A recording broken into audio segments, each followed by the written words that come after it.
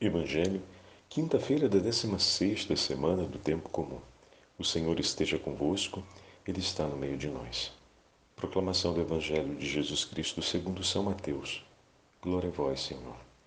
Naquele tempo os discípulos aproximaram-se e disseram a Jesus: Por que tu falas ao povo em parábolas? Jesus respondeu: Porque a vós foi dado o conhecimento dos mistérios do reino dos céus, mas a eles não é dado. Pois a pessoa que tem será dado ainda mais e terá abundância, mas a pessoa que não tem será tirada até o pouco que tem.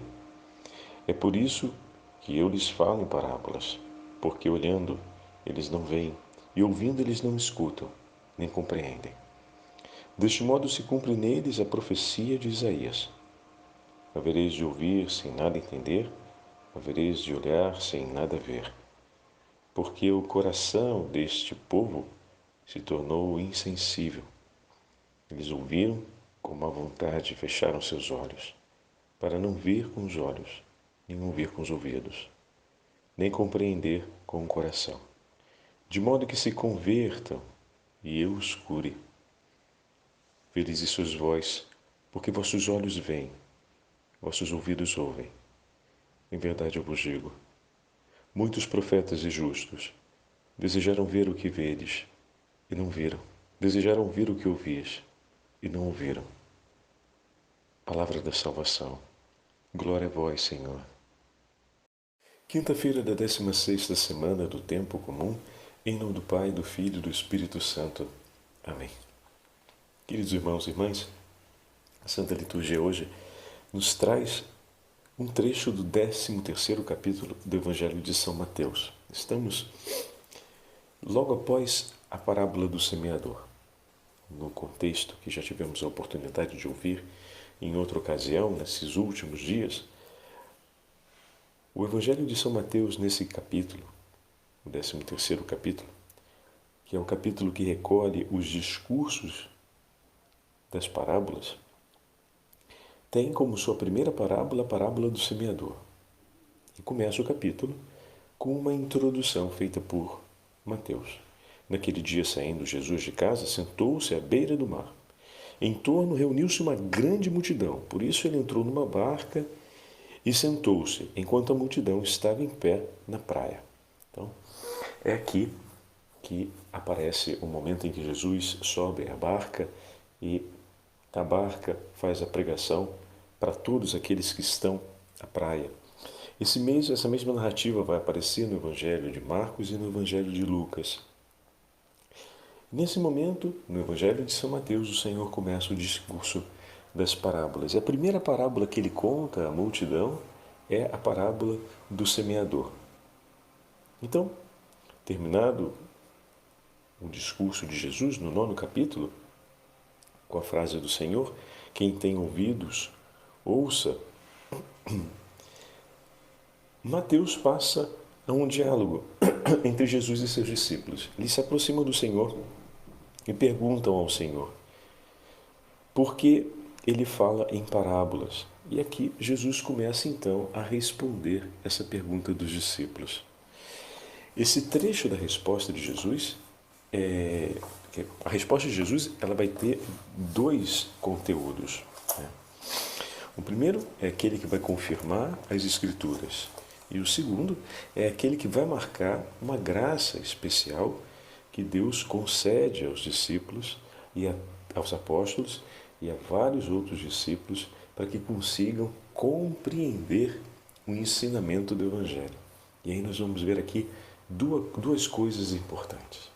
A primeira, a grande soberania do Senhor em cumprir sua palavra sempre. Deus é fiel e fala em favor da salvação dos homens, mas somente aqueles que receberam a graça de Deus com humildade e perseveraram nessa graça conseguem compreender e entrar no mistério da palavra. Não significa que o Senhor quer excluir. E aqui eu pego para vocês uma imagem muito bonita e delicada de João Cassiano, São João Cassiano. Ele vai escrever para a gente sobre esse tema usando uma imagem muito simples. Ele fala, bom, tem alguns alimentos que podem ser comidos crus e a gente vai conseguir receber os nutrientes que estão presentes nele, ainda que ele não tenha um sabor muito bom. Outros vão precisar passar pelo fogo, porque se não passam pelo fogo, são até inapropriados para comer. Outros, porém, passam pelo fogo e, passando pelo fogo, se tornam mais macios, mais tenros e melhora significativamente a absorção, dos nutrientes que estão presentes nele. E dessa forma, classificando a diversidade de alimentos, né, ele vai mostrando para a gente o significado daquilo que o Senhor quer nos dizer no Evangelho de hoje. A graça do Espírito Santo, ela é como esse fogo que torna mais intensa a absorção dos nutrientes. E a palavra de Deus é como esse alimento que é entregue em favor do homem, que muitas vezes ela pode ser consumida diretamente, ou seja, quase que no primeiro olhar, no primeiro contato, a gente já compreende, já entra na beleza daquilo que o Senhor está nos oferecendo. Já outras vezes, ela precisa passar pelo fogo da interpretação, pelo fogo da exegese, pelo fogo que o Senhor oferece pelas labaredas, Ele chama a interpretação alegórica, a exegese, a leitura espiritual, ou seja, a leitura daqueles dos padres que ajudam, né? A gente está falando aqui dos primeiros séculos, que ajudam a compreender, né, a Sagrada Escritura como as labaredas desse fogo, que é o Espírito Santo, que se move através das graças que o Senhor nos oferece, a fim de que possamos compreender essa palavra. Mas não tem apenas essas labaredas do fogo, ou seja, a exegese, o estudo da Sagrada Escritura, aqueles que usam as ciências da interpretação da Bíblia, né? As ciências teológicas e as ciências da literatura bíblica para poder nos ajudar a entrar na compreensão do texto, mas tem também as labaredas que o Espírito Santo move em nós, como a docilidade interior, o silêncio, o recolhimento, todas aquelas virtudes espirituais que são importantes para que o coração consiga receber os nutrientes presentes em aquele alimento, que é de qualidade, porém precisa passar pelo fogo para que o organismo consiga absorver com maior eficácia os seus nutrientes ali presentes.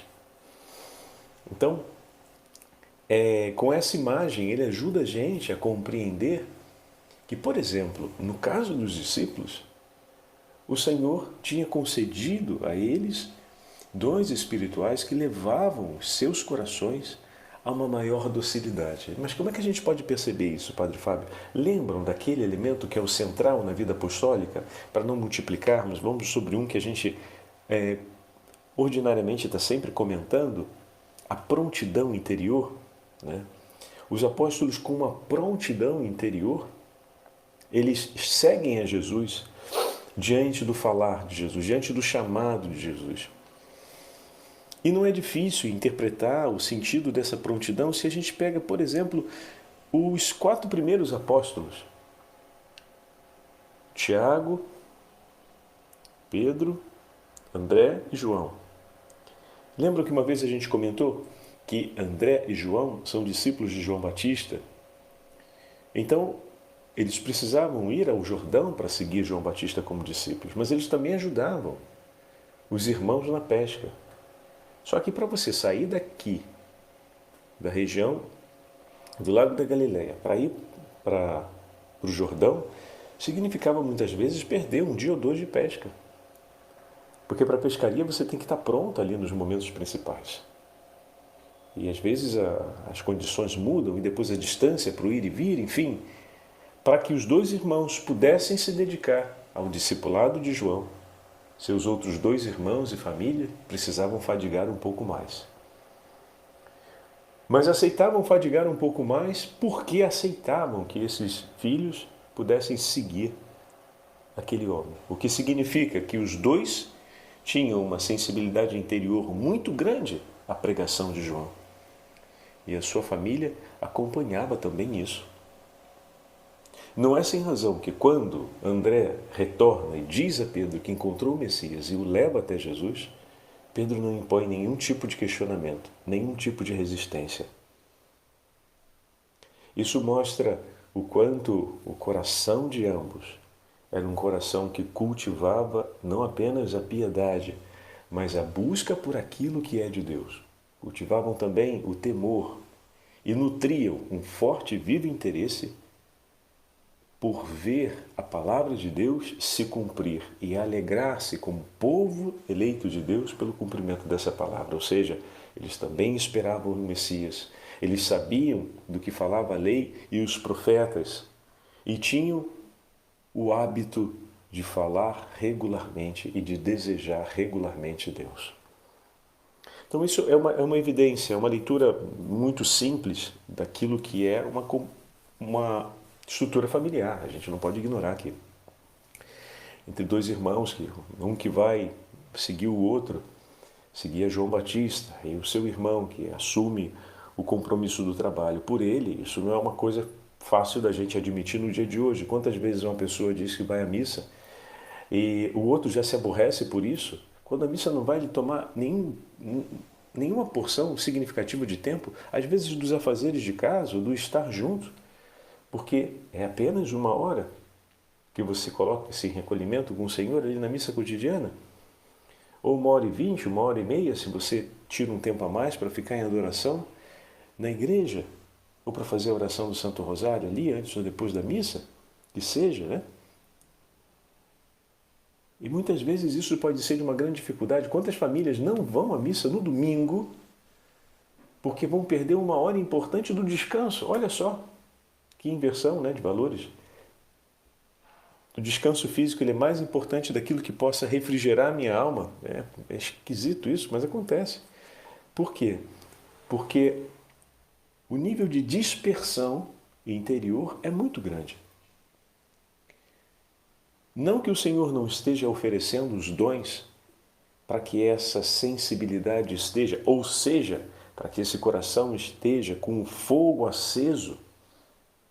Não é sem razão que quando, por exemplo, num contexto como esse, alguém que tem uma distância tão grande, quando vai se aproximar da palavra de Deus, fala, nossa, mas é tão difícil de entender tudo isso, é confuso. Bom, se o fogo não está aceso, a gente só vai conseguir comer aqueles alimentos que se apresentam crus e oferecem uma boa nutrição, que podem ser consumidos crus. Então, aquela parte da Escritura que é como um alimento que você comendo cru já tem a percepção ali da nutrição que ele lhe dá, vai ser a parte da Sagrada Escritura que vai ser não só saborosa, mas interessante. Só que toda aquela outra parte da Sagrada Escritura que precisa ser temperada no fogo do Espírito não vai ser palatável, talvez não tenha um sabor agradável e não vai nutrir tanto porque elas precisam, essa parte ou essas partes precisam passar pelo fogo do Espírito para deixarem o nutrimento melhor em favor do nosso corpo. Precisa passar pelo fogo do Espírito. Só que, como o recolhimento espiritual é pequeno, o interesse pelas coisas de Deus é pequeno, a frequência dos sacramentos é muito pequena, a proximidade, o cultivo das virtudes humanas, iluminadas pelas virtudes divinas, como a fé, a esperança, as virtudes teologais, a fé, a esperança e a caridade. Então, os valores da concórdia, da cordialidade, da gentileza, os valores próprios da vida comum, né? Eles vão sendo cada vez menos sustentados pelas virtudes mais altas. A oração não é mais de sustento para essas realidades. Então, é certo que o fogo do Espírito vai ser muito menor. Às vezes uma chaminha muito pequenininha que o primeiro vento apaga. quando na verdade precisávamos de um fogo bem mais robusto para poder cozinhar bem aquela parte da Sagrada Escritura, aquele alimento que nos é oferecido, a fim de que ele possa nutrir de fato o corpo. Então, como é importante termos esse cultivo, né? A gente às vezes pensa, e pensa em maneira equívoca, que Pedro estava ali de boa, no lago, fazendo o que ele tinha que fazer. Jesus passou e falou: "Oi, vem." Ele: "Beleza, tá bom, vou." Não funciona desse jeito. Se a gente olha todo o contexto familiar, a gente vai ver o quanto aqueles homens que Jesus chamou tinham um coração orientado para o desejo de Deus. Não é que eles estivessem perdidos no mundo, sem saber o que fazer, entediados com a vida, e Jesus passou e ofereceu para eles uma coisa que poderia ser legal, e eles falaram: "Não tem nada para fazer, eu vou." Ninguém bota em jogo uma economia familiar por isso, a não ser que seja um desequilibrado, ou que tenha uma dificuldade muito grande de estabelecer um próprio equilíbrio de vida, para você colocar a inteira economia da sua família em jogo, para viver a aventura de alguém que está passando e chamando, não? Entende? E aí a gente desconecta tudo isso. Desconecta o fato de que o irmão era um discípulo de João, desconecta o fato de que para esse irmão ir até lá e ser um discípulo de João, um outro irmão deveria trabalhar por isso. Desconecta do fato de que são homens de oração, porque significa que o irmão mais velho, nesse caso Pedro em relação a André, ou Tiago em relação a João, né, se interessavam por ver o irmão seguindo aquela estrada, o que significa que aquela estrada era admirada, reconhecida e respeitada por eles. E que estrada é essa? Essa estrada é a estrada da busca mais intensa da vida interior e da vida espiritual, porque eles seguiam aquele que ensinava sobre o reino dos céus. E que eles nutriam um interesse, porque André, quando chega para falar com Pedro, ele traz imediatamente a notícia de que tinha encontrado o Messias. E essa notícia é óbvia para Pedro, por quê?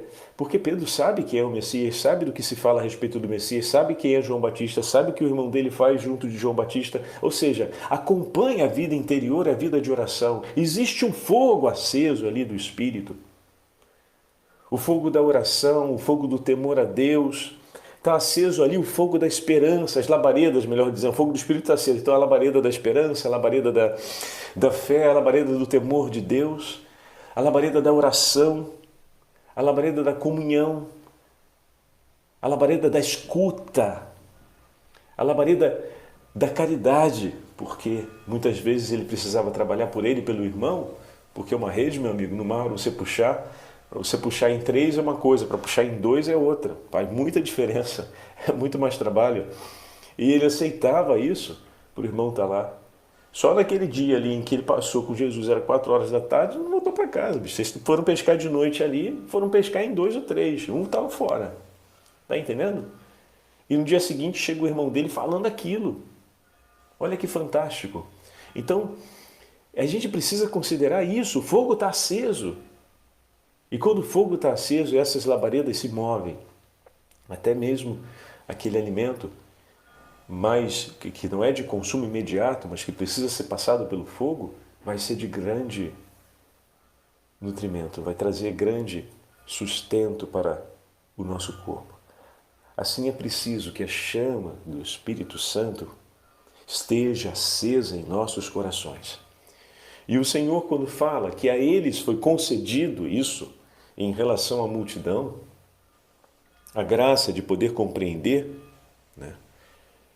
Nós estamos vendo agora, todo esse discurso que eu fiz mostra de uma maneira mais evidente como, de fato, o Senhor, quando declara aos discípulos, no versículo 11, porque a vós foi dado conhecer os mistérios do reino dos céus, mas a eles não, entra em referência todo esse background, ou seja, todo esse histórico daquilo que o Senhor já tem feito na história de vida deles.